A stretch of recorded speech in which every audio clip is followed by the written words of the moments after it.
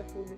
В нашем клубе мы проводим классные часы по эко-просвещению, сортируем вторсырье и также проводим эко-конференции.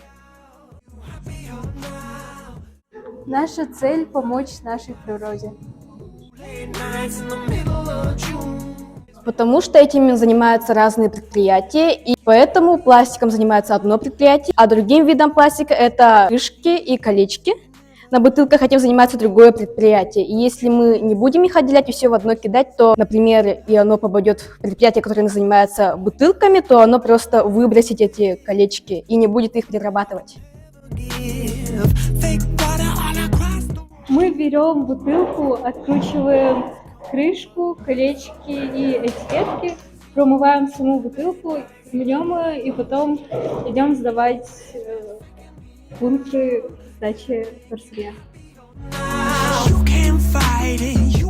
Ну, как я и говорила, они отправляются в предприятия, которые их перерабатывают, то есть делают из них либо новые бутылки и новое вторсырье, либо делают совершенно другие вещи. Например, из бутылок можно сделать одежду или пакеты.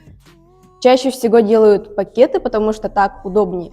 И потом эти пакеты опять перерабатываются, и происходит такой цикл.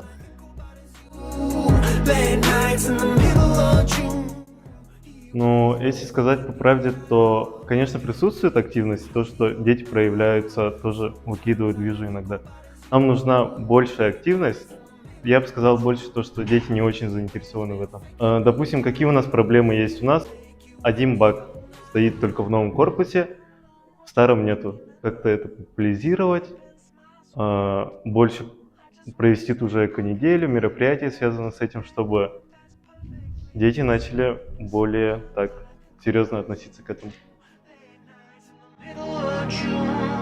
В эко-клуб может вступить любой ученик с 7 по 11 класса, который неравнодушен к нашей природе.